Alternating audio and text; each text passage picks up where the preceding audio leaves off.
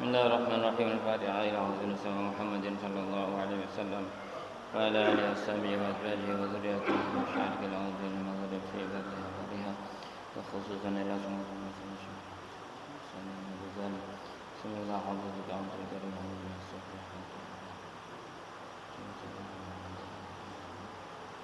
Al-Fatihah.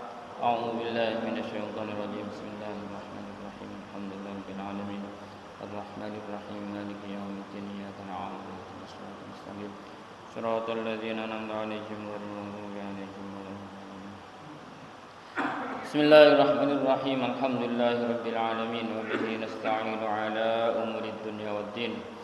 Wassalatu wassalamu ala asyrafil anbiya'i wal mursalin sayyidina wa maulana Muhammadin wa ala alihi washabihi ajma'in. Qala al-mu'allif rahimahullahu ta'ala wa nafa'ana bihi wa bi'ulumi asrari fid dharain amin. Subhanaka la ilma lana illa ma 'allamtana innaka antal alimul hakim. Rabbi shrah li sadri wa yassir li amri wahlul 'uqdatam min lisani yafqahu qawli. Ya Fattah ya Alim ya Fattah ya Alim iftah alaina fathan qariba. Bismillahirrahmanirrahim. Melanjutkan materi yang bulan lalu tentang pentingnya berteman, berkumpul dengan orang-orang soleh atau orang-orang baik.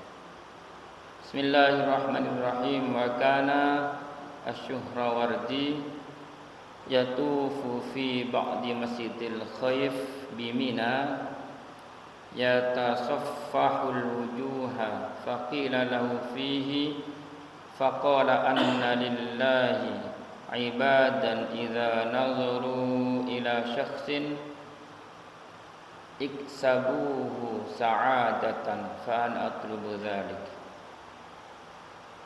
Dalam sebuah kisah Al-Imam As-Suhrawardi yang beliau terkenal sebagai seorang wali agung ini mengelilingi masjid Khaif di Mina. Sekarang ada apa tidak ini? Yang haji lebih tahu daripada yang belum haji. Apa perlu beliau mengelilingi masjid ini? Untuk mencari orang-orang yang kalau dilihat wajahnya ini nyenengi. Mencari orang-orang yang kalau dilihat wajahnya ini nyenengi, menenteramkan hati. Kan memang begitu nih. Orang soleh itu, mohon maaf, orang soleh itu kalau dilihat wajahnya itu nyenengi, meskipun dalam tanda kutip orangnya tidak ganteng. Apalagi orangnya ganteng, soleh lagi, tambah nyenengi lagi. Orangnya hitam, itu kulitnya hitam, tidak ganteng, tapi dia orang soleh ahli ibadah. Wajahnya ini kalau dipandang nyenengi. Sebaliknya orangnya ganteng, putih, tampan, tapi tidak pernah sholat. Wajahnya ini sudah wajah peteng dedet itu. Nah ini Al-Imam Suhrawardi mencari orang-orang yang kalau dilihat wajahnya itu begitu. Sehingga ada orang bertanya kepada beliau, "Ya Imam, apa yang Anda lakukan ini?" Ini begini, "Anna lillahi ibadan idza nazaru ila syakhsin iksabu sa'adatan." Bahwa Allah itu punya hamba-hamba yang apabila mereka melihat kepada seseorang, maka orang ini akan memberikan pengaruh bahagia. Dilihat oleh orang soleh, ketika orang soleh ini melihat kepada seseorang, maka pengaruh orang yang dia lihat ini bisa bahagia. Fa ana atlubu dzalik, saya mencari orang yang seperti itu. Imam padahal ini ya, Imam Suhrawardi ini terkenal sebagai wali agung, masih mencari orang-orang soleh yang bisa memberikan dampak atau pengaruh bahagia kepada orang yang mereka lihat. Tetapi ini jangan dijadikan kemudian bahan untuk Wah, ini orang soleh, ini orang tidak soleh ini. Ini kan salah arti ini ya. Kita mencari ketenangan, kumpul sama orang yang soleh ini, kumpul saja ini hati merasa tenteram. Kumpul saja sama orang soleh tenteram. Belum beliau dawuh atau ngendika, belum. Kumpul saja sama orang soleh ini, masya Allah. Karena apa ini? Ya pancaran mata batinnya atau hatinya ini bersih, sehingga kita yang kurang soleh ini perlu mencari orang-orang soleh seperti itu. Jadi ya tombok hati itu sudah kang soleh kumpulono. Apa perlunya kumpul kita sama orang soleh? Ya biar kita yang tidak soleh-soleh ini ikut soleh. Pun. Kelanjutannya, qala Nabi sallallahu alaihi wasallam, "Ya'ti zamanun 'ala ummati yafirruna minal ulama'i wal fuqaha'i fayabtaliyahumullah bi salasati baliyatin." Ada sabdanya Nabi sallallahu alaihi wasallam, akan datang satu zaman kepada umatku yang mereka lari dari ulama dan fuqaha. Sudah tidak mau lagi mendekat kepada ulama, orang-orang yang berilmu, fuqaha, orang-orang yang memang ahli fikih, yang dijadikan tempat bertanya, mereka sudah tidak mau lagi. Kenapa? Enakan langsung nanya sama Mbah Google. Enakan langsung nanya sama Mbah Google, praktis. Cuman berbekal paketan langsung bisa keluar.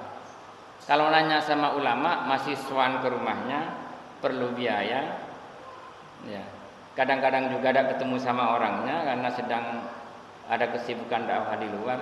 Mending nanya sama Mbah Google. Praktis. Wal fuqaha ahli hadis juga, ahli fikih juga begitu. Tidak lagi nanya hukum kepada ahli fikih, namun nanya kepada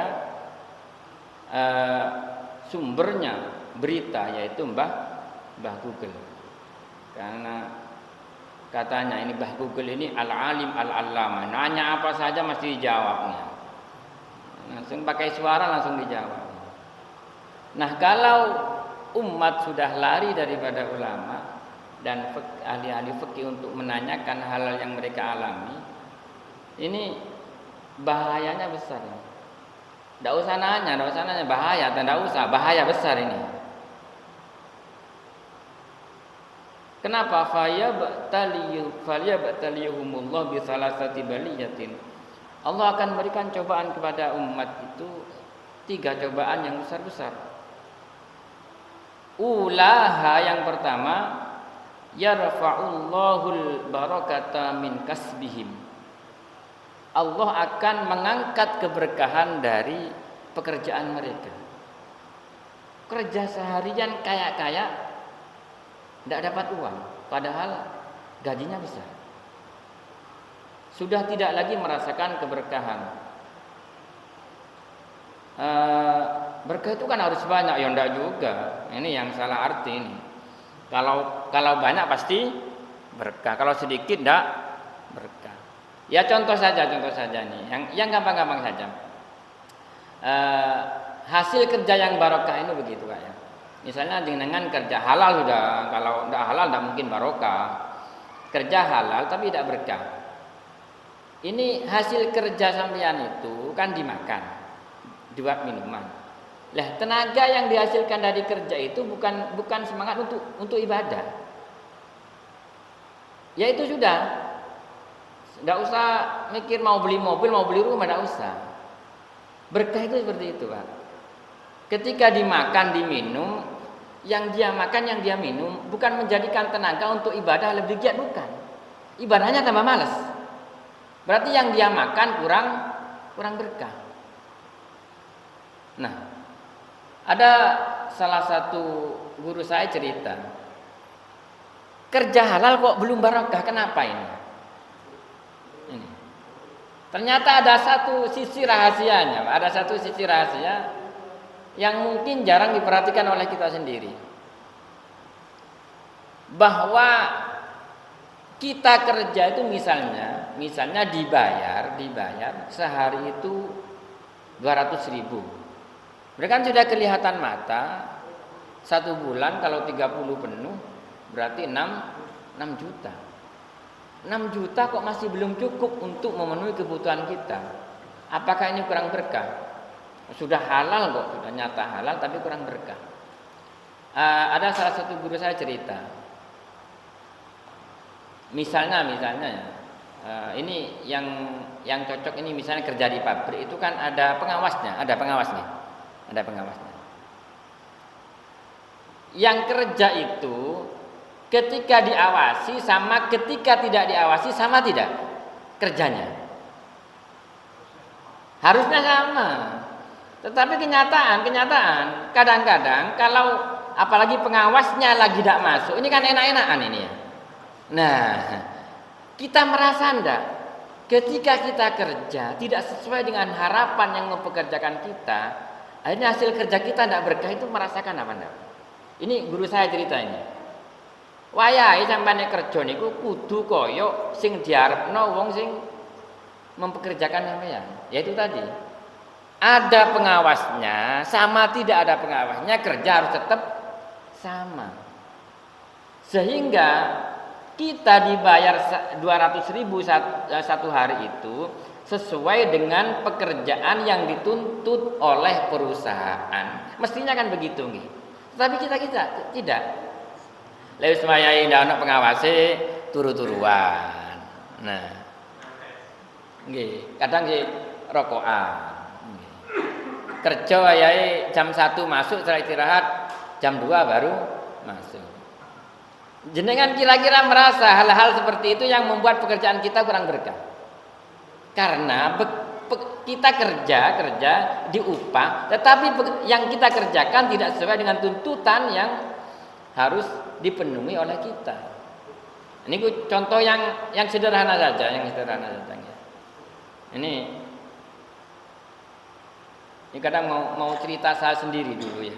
Ketika saya masih garap sawah dulu. Ini yang mesin bajak itu nakal.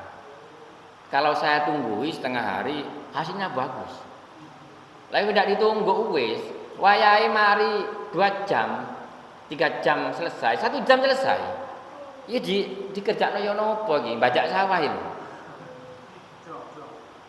Wonten ini. Nah, ketika mohon maaf ini rahasia petani ini ya. Ketika masih ada airnya kelihatannya bagus ini ya. Sawah itu ketika masih selesai dibajak masih ada airnya. Ketika lurus ini Pak ya. Meroto. Ketika airnya sudah ada jumbul-jumbul itu ya. Wong ngene ternyata ya. Ketika ditunggui hasilnya bagus, tidak ditunggui sekarepan. Ini merasa ndak kita kalau kita bekerja tidak sesuai dengan tuntutan yang harus kita kerjakan, itu menyebabkan kita tidak berkah itu. Ya mudah-mudahan bukan kita pelakunya ya. Tetapi memang keberkahan itu memang sudah diangkat oleh Allah dari pekerjaan-pekerjaan mereka. Wasaniyatu yusallitullahu ta'ala alaihim sultanan zaliman. Yang kedua, bahayanya kalau umat sudah meninggalkan ulama dan fuqaha, Allah akan menjadikan penguasa zalim untuk kita. Yang dijadikan penguasa zalim. Mudah-mudahan dijauhkan semuanya ya. Karena alhamdulillah ini kan sekarang ini orang baik sudah bermunculan gitu. Orang baik di mana-mana bermunculan. Merasa tidak kita itu? Orang baik sudah bermunculan di mana-mana, gambar-gambarnya itu loh. Kan baik semua itu ya. Semuanya orang baik, alhamdulillah. Orang baik sudah mau menunjukkan dirinya, kan semuanya mau berjuang untuk rakyatnya. Mudah-mudahan orang baik sungguhan itu nggih. Saya kalau lewat itu, alhamdulillah di sini ada gambarnya orang baik berjuang untuk rakyat. Ke Bangil ada gambar berjuang untuk rakyat. Ke sana ada gambar berjuang untuk rakyat. Mudah-mudahan memang betul-betul orang orang baik yang jadi. Penguasa yang zalim dijadikan oleh Allah sebagai penguasa mereka. Yang ketiga, wasalisatu yakhrujuna minad dunya bighairi imanin. Yang ketiga yang paling parah, nauzubillah min dzalik, keluar dari dunia tanpa membawa iman. Padahal Al-Imam Ali karramallahu wajhah di muqaddimah kitab Sulam Taufik itu beliau sudah dahulu tamamun ni'mati al-mautu ala dinil Islam. Nikmat yang paling sempurna di dunia adalah mati membawa agama Islam, dalam keadaan Islam. Makanya ini yang paling ditakutkan oleh ulama-ulama itu. Sehingga kita dianjurkan untuk selalu berdoa untuk Allahumma inna nas'aluka husnal khatimah wa na'udzubika min su'il khatimah. Ini sesuatu yang sangat-sangat rahasia sekali. Kadang-kadang orangnya baik, hidupnya juga baik, amaliyahnya baik, ternyata meninggalnya bighairi iman. Contohnya sudah banyak. Ada dalam kisah yang terkenal itu ada Barsisong, kemudian ada apa itu, Masya Allah dalam kitab Minhajul Abidin itu Bal'am bil Ba'uro. Semuanya awalnya orang-orang baik, tetapi ketika akhir umurnya mereka tidak membawa iman. Nauzubillah min dzalik. Inilah yang tiga cobaan yang akan diberikan oleh Allah ketika umat ini sudah lari daripada ulama, lari daripada fuqaha. Maka solusinya ya kalau menyangkut soal ilmu, jangan nanya kepada orang yang tidak berilmu. Nanya kepada orang yang ahlinya. Nanya kepada orang yang betul-betul memiliki kapasitas untuk menjawabnya. Kita kan tidak, malas mau bertanya itu. Mending langsung bertanya sama Mbah Google itu. Nah, enak milih praktisnya kan begitu. Kadang-kadang kenapa? Ya salahnya juga, ada salahnya juga santri itu kadang-kadang saya lebih cocok sama Gus Baha itu ya. Gus Baha itu kan mengproklamirkan orang yang ahli itu, ada plakat di rumahnya itu. Bidan, dokter gigi. Sampean tahu kalau ini dokter gigi karena ada papan nama di depan rumahnya. Sehingga kalau kita sakit gigi, aku sakit lor untuk gigi, mana? Oh dokter gigi di mana? Di keraton. Karena kita tahu. Nah, berani tidak kita masang ahli fikih? Nah, ahli Quran, nah ini.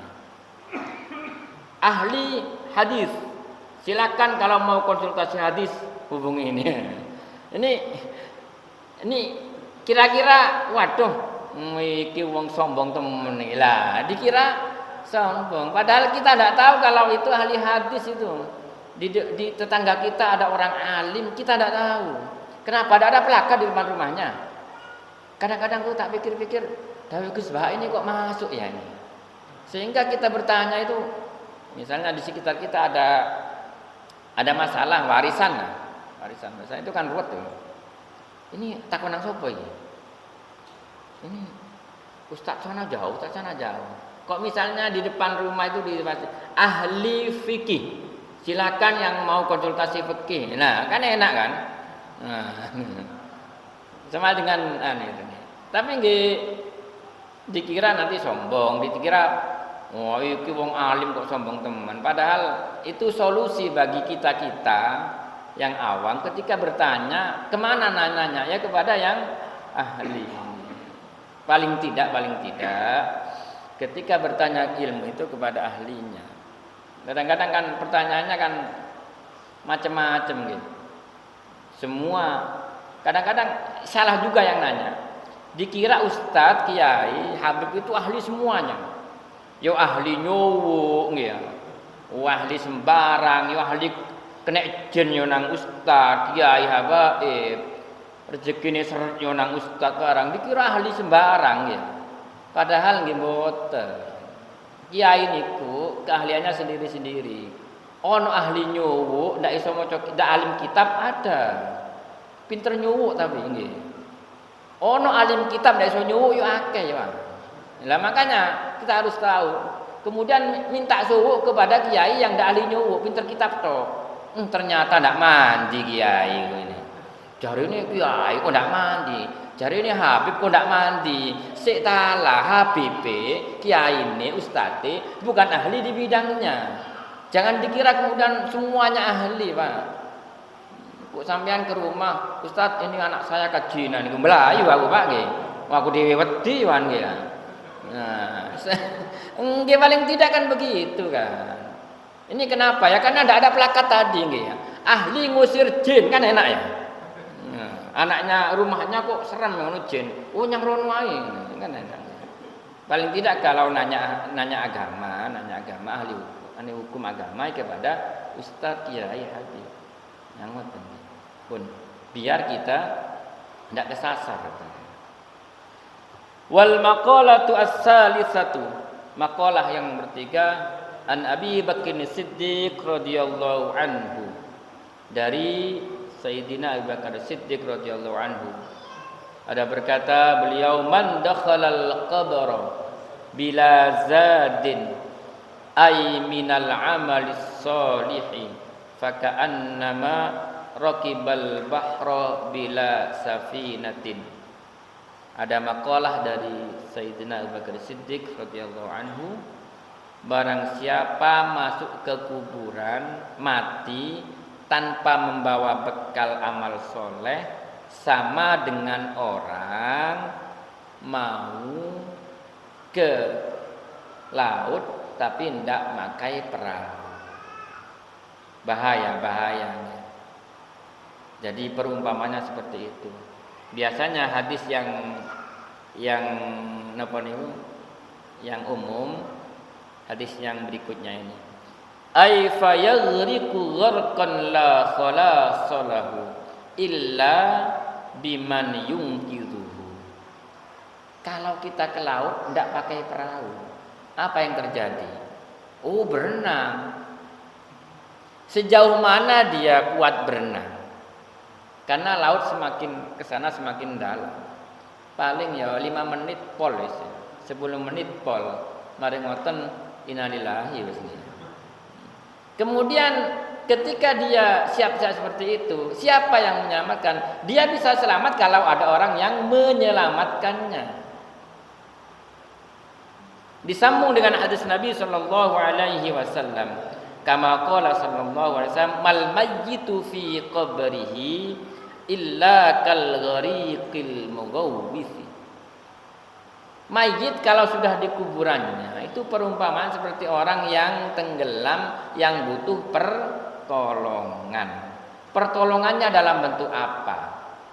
Kalau orang tenggelam di laut dikasih emas 2 kilo sama ban besar, harganya 10.000, 20.000, milih mana?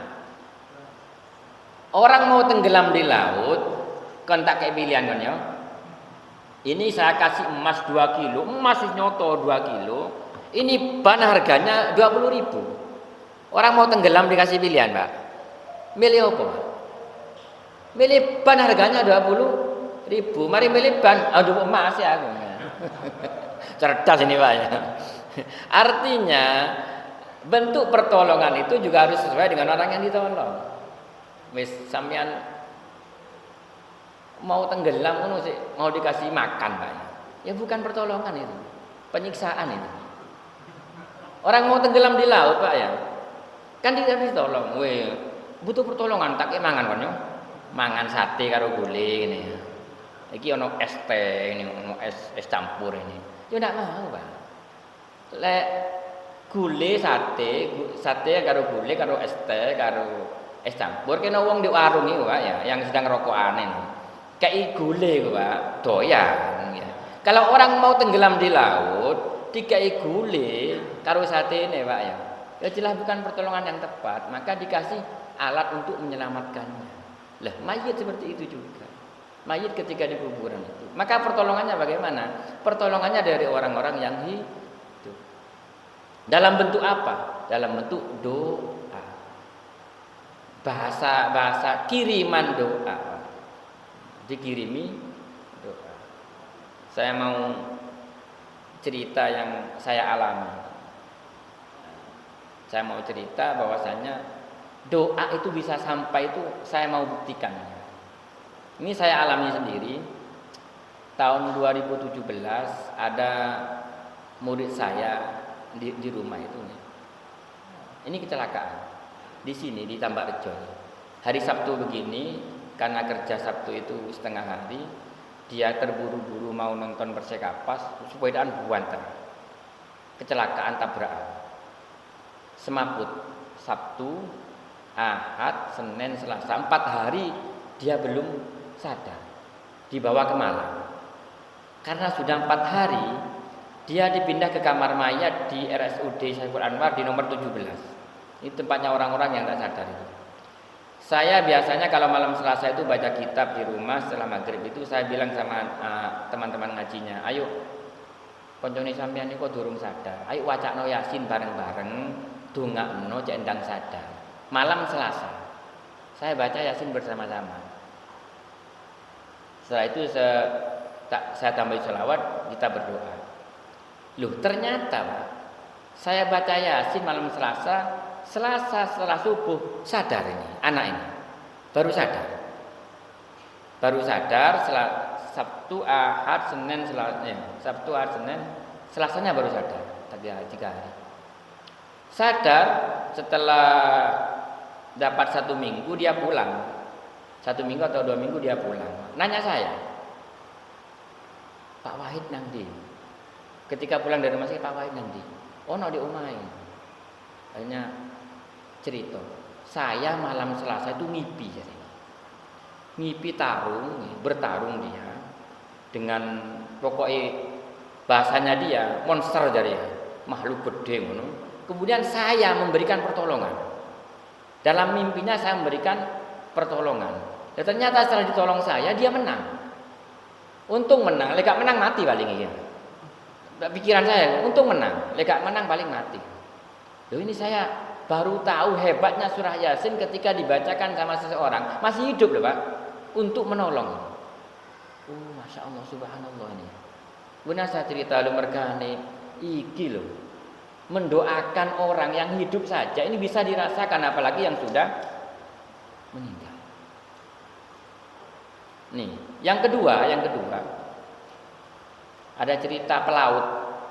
Pelaut ini kan jarang pulang Pak. Paling pulang 6 bulan atau enggak? Seingat saya 6 bulan, kadang-kadang lebih dari 6 bulan. Zaman dulu sekitar tahun 80-an. Nama orangnya saya masih ingat karena saya sering lewat di situ. Waktu itu orangnya jadi tambal ban setelah tidak melaut lagi. Ini pelaut itu dulu kapalnya kecelakaan di tengah laut, hampir tenggelam. Karena dulu zaman 80 itu tidak canggih seperti sekarang. Ini dikira sudah mati Pak. Wis naro kabar wis mati wis. Akhirnya keluarganya nahlili. Kalau 3 hari itu dikasih ono apem iki. 1 hari atau hari ketiga atau ketujuh adate wong Jawa ono apem, piye? Ono apem. Loh, ketika 7 harinya diselamati di rumahnya, di laut glegeken apem, Pak. Di laut glegeken apem. Dari mana ini? Glegeken apem, ndak mangan apa-apa glegeken apem. Nah, setelah dia selamat ada kayu besar ini. Pulang, kaget. Wong wis kabari mati kok malah teko cerita. Sampeyan tak selamati, Masya Allah. Aku di laut glegeken apem. Nun sewu, sebelumnya orang ndak pati sholat ini Pak ya. Setelah mengalami kejadian seperti itu, dia rajin sholat, dia baru sadar bahwasannya doa orang itu bisa nyampe, apalagi orang yang sudah meninggal. Maka jelas kalau gharikil mughawis butuh ditolong dengan doa. Alhamdulillah kita sudah nyampai di bulan Rajab, bulan yang sangat agung insyaallah. Mudah-mudahan Allah berikan keberkahan kepada kita sehingga berkah di bulan Rajab, bulan Sya'ban, bulan Ramadan selalu membaca doa dari Nabi, Allahumma barik lana fi Rajab wa Sya'bana ballighna Ramadana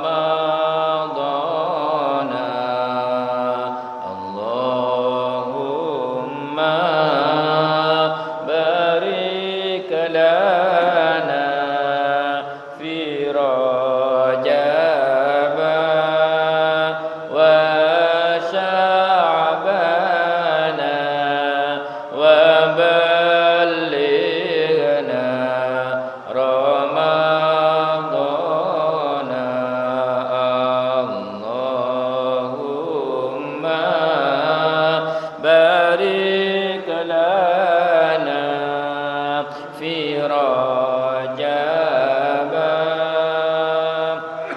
wa Sya'bana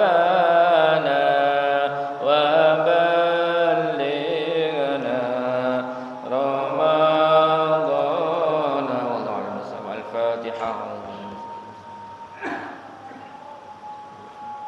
Bismillahirrahmanirrahim. Alhamdulillahirabbil alamin hamdan yuwafi ni'maka fi mazidah ya rabbana lakal hamdu kama yanbaghi li jalali wajhika wa li'azimi sultanik. Allahumma ij'al jam'ana hadha jam'an marhuma wa tafarruqana min ba'di tafarruqan ma'suma wa la taj'al fina wa la ma'ana asyakin wa rahmatika arhamar rahimin. Rabbana atina fid dunya hasanatan wa qina adzabannar. Sallallahu ala sayyidina Muhammadin wa alhamdulillahi rabbil alamin. Al-Fatihah.